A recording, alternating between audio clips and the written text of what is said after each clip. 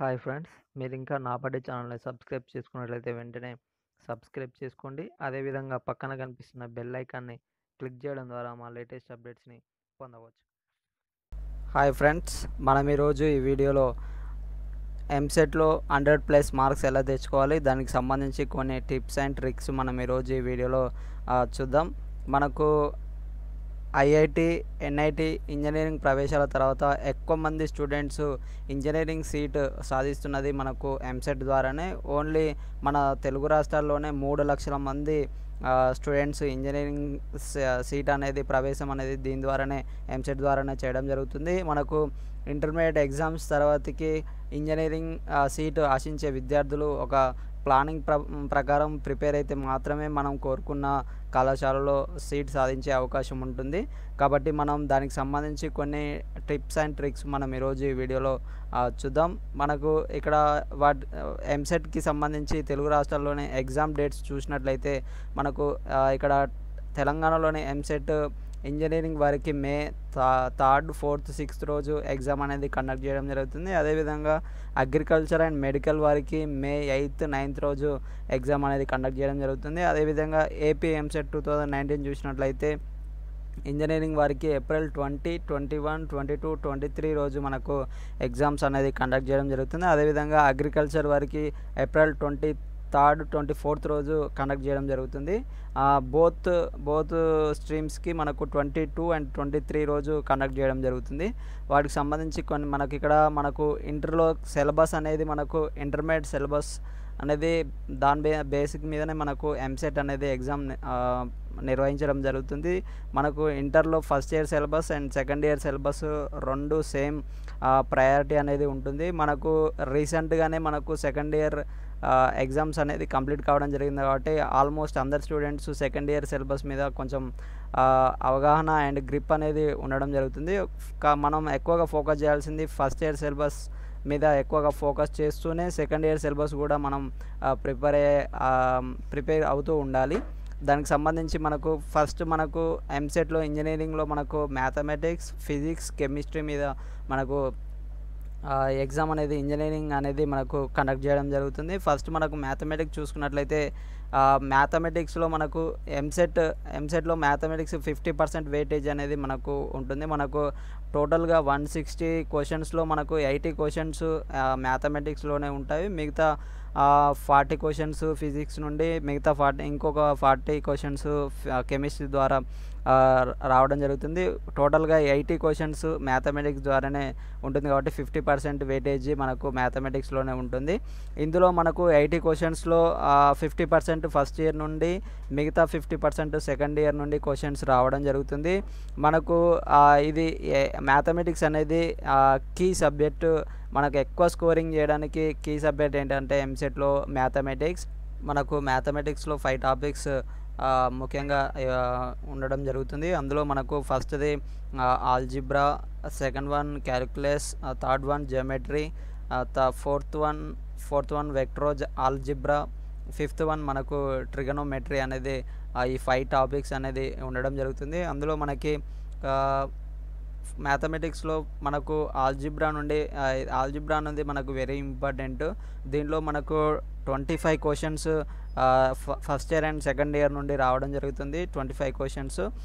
Second మనకి calculus నుండి 20 questions రావడం జరుగుతుంది. జియోమెట్రీ నుండి 20 నుండి 25 క్వశ్చన్స్ రావడం జరుగుతుంది. వెక్టర్ ఆల్జిబ్రా నుండి 5 నుండి 6 క్వశ్చన్స్ రావడం జరుగుతుంది. అదేవిధంగా ట్రిగనోమెట్రీ నుండి మనకు 10 నుండి 15 క్వశ్చన్స్ రావడం జరుగుతుంది. వాటికి మనం మ్యాథమెటిక్స్లో ఎక్కువగా చేయాల్సింది ఏంటంటే ప్రాక్టీస్. ఎక్కువ నెంబర్ ఆఫ్ మార్క్ టెక్స్టులు అనేది మనం ఎక్కువగా రాయాల్సి ఉంటుంది. ఎక్కువగా ప్రాక్టీస్ చేయడం ద్వారా మాత్రమే మనం ఎక్కువ మ్యాథమెటిక్స్లో ఎక్కువ మార్క్స్ తెచ్చుకోవడానికి యూజ్ఫుల్గా ఉంటుంది. మనకు మ్యాథ్స్లో ఎక్కువ మార్క్స్ స్కోర్ చేయగలిగితే కనుక మనకు ఎంసెట్లో ఒక మంచి కాలేజీలో మనకు అనుకున్న సీట్ అనేది రావడం జరుగుతుంది. కాబట్టి మనకు ఎక్కువ ప్రాక్టీస్ ప్లస్ టైం మేనేజ్మెంట్ అనేది వెరీ ఇంపార్టెంట్. మనం మ్యాథమెటిక్స్ క్వశ్చన్స్ చేసేటప్పుడు ఫస్ట్ ఈజీ క్వశ్చన్స్ ఏవైతే ఉంటాయో అవి ఫస్ట్ ఫిల్ చేసిన తర్వాతకి మనకు ఏవైతే డిఫికల్ట్ క్వశ్చన్స్ ఉంటాయో వాటికి లాస్ట్లో మనము వాటికి టైం కేటాయించినట్లయితే టైం అనేది సేవ్ అవుతుంది. అన్ని క్వశ్చన్స్ అటెంప్ట్ చేయడానికి యూస్ఫుల్ ఉంటుంది. మనకు ఏవైతే ఫస్ట్ క్రిటికల్గా ఉన్న క్వశ్చన్స్ మనం వాటి దగ్గర ఎక్కువ టైం స్పెండ్ చేయడం ద్వారా మనం అన్ని క్వశ్చన్స్ అనేది అటెంప్ట్ చేయడానికి వీలుండదు. కాబట్టి స్టూడెంట్స్ మెయిన్గా ఫోకస్ చేయాల్సింది ఏంటంటే మనకు మ్యాథమెటిక్స్లో టైం మేనేజ్మెంట్ ప్లస్ మనకి ఇక్కడ ఏవైతే స్టాండర్డ్ రిజల్ట్స్ ఉంటాయో వాటికి సంబంధించి ఫార్ములాస్ అనేది మెయిన్గా మ్యాథమెటిక్స్లో ఫోకస్ చేయాల్సి ఉంటుంది. మ్యాథమెటిక్స్లో ఎక్కువ స్కోరింగ్ చేయాల్సింది ఏంటంటే మనకు చేయడం కోసము మనం ఎక్కువగా చేయాల్సింది ఏంటంటే ఎక్కువ more practice, number of papers మనకు ప్రీవియస్ పేపర్స్ మీరు ప్రాక్టీస్ చేసినట్లయితే మీరు మ్యాథమెటిక్స్లో ఎక్కువ మార్క్స్ గెయిన్ చేయవచ్చు. వాటికి సంబంధించి మీకు ఆన్లైన్లో మీకు మార్క్ టెస్ట్లు అనేవి నిర్వహించడం జరుగుతుంది. వాటి ద్వారా మీరు ఎక్కువ ప్రాక్టీస్ చేసినట్లయితే మ్యాథమెటిక్స్లో ఎక్కువ మార్క్స్ సాధించడంతో పాటు ఎంసెట్లో కూడా మంచి సీట్ అనేది సాధించడానికి అవకాశం ఉంటుంది.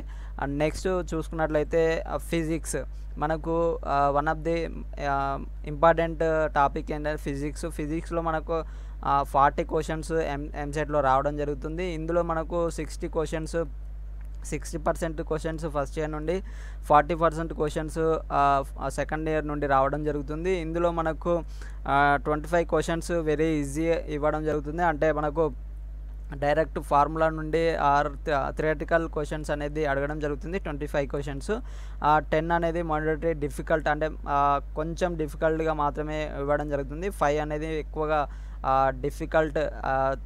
ఎక్కువ డిఫికల్ట్ ఉన్న క్వశ్చన్స్ అడగడం జరుగుతుంది. మనకు ఫిజిక్స్లో ఎక్కువగా చేయాల్సింది ఏంటంటే మనకు we identify easy questions. First మనం చేయాల్సింది ఏంటంటే ఫిజిక్స్లో ఈజీ క్వశ్చన్స్ ఏవైతే ఉంటాయో వచ్చిన 40 క్వశ్చన్స్లో అందులో ఈజీ క్వశ్చన్స్ మనం ఫస్ట్ ఐడెంటిఫై చేసి వాటిని మనం వాటిని ఫిల్ చేసినట్లయితే మనకు నెక్స్ట్ ఏవైతే డిఫికల్ట్ క్వశ్చన్స్ ఉంటాయో వాటిని లాస్ట్లో అటెంప్ట్ చేసే సరిపోతుంది.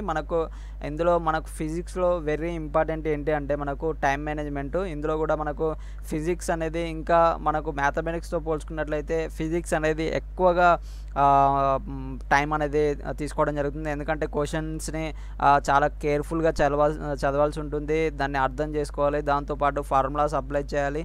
కాబట్టి ఫిజిక్స్ అనేది మ్యాథమెటిక్స్ కంటే ఎక్కువ టైం తీసుకునే అవకాశం ఉంటుంది. కాబట్టి ఫస్ట్ ఏవైతే ఈజీ క్వశ్చన్స్ ఉంటాయో వాటిని మనము ఫస్ట్ ఐడెంటిఫై చేసి తర్వాతకి డిఫికల్ట్ క్వశ్చన్స్ ఏవైతే ఉంటాయో వాటిని లాస్ట్లో ఫిల్ చేయడము మనకు time management very important. Next practice అనేది మోర్ ఇంపార్టెంట్. మనకు ఫిజిక్స్ కూడా ప్రాక్టీస్ చేయడం అనేది more important. Next one of the very important topic is కెమిస్ట్రీలో కూడా మనకు 40 క్వశ్చన్స్ ఎంసెట్లో రావడం జరుగుతుంది.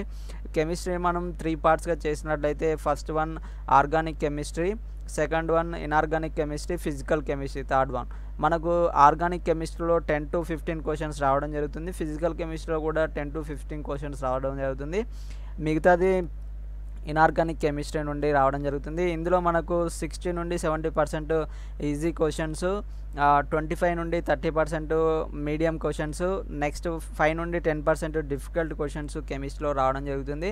మనం కెమిస్ట్రీలో ఏంటి అంటే మనకు ఎక్కువగా ఈ ఫార్ములాస్ ఆర్గానిక్ ఇన్ఆర్గానిక్ దాంట్లో మనకు ఫిజికల్ కెమిస్ట్రీ దానికి సంబంధించి ఫార్ములాస్ ఏవైతే ఉంటాయో అవి ఇంపార్టెంట్ ఐడెంటిఫై చేయడంతో పాటు మీరు టైం మేనేజ్మెంట్ చేసుకోవాల్సి ఉంటుంది. మనకు కెమిస్ట్రీలో మార్క్స్ చేయడం చాలా ఈజీగా 20 to 25 మార్క్స్ అనేది మనం ఈజీగా గెయిన్ చేయవచ్చు.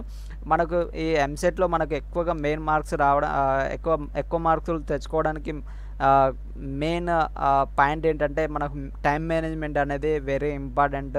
మనకు మ్యాథమెటిక్స్కి మనకు ఉన్న 160 క్వశ్చన్స్లో 3 అవర్స్లో టైం మేనేజ్మెంట్ వెరీ ఇంపార్టెంట్. మ్యాథమెటిక్స్కి ఒక 1 అవర్ కేటాయించినట్లయితే మిగతా 1 అవర్ 50 మినిట్స్ ఫిజిక్స్ కెమిస్ట్రీకి టైం మేనేజ్మెంట్ చేసుకున్నట్లయితే మనం ఆల్ క్వశ్చన్స్కి 160 క్వశ్చన్స్కి ఆన్సర్ చేయడానికి ఈజీగా ఉంటుంది. దాంతోపాటు గుడ్ స్కోరింగ్ అనేది మనకు రావడం జరుగుతుంది.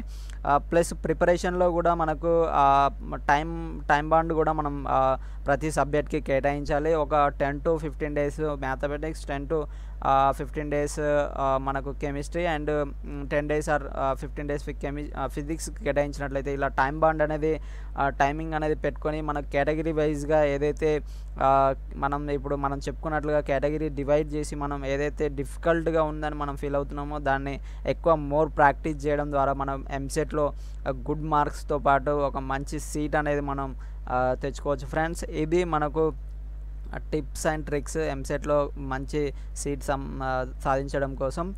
ఇది ఫ్రెండ్స్ మనకు ఈరోజు వీడియో. ఈ వీడియో ఇంకా మీకు నచ్చినట్లయితే లైక్ చేయండి, కామెంట్ చేయండి, షేర్ చేయండి. Thank you.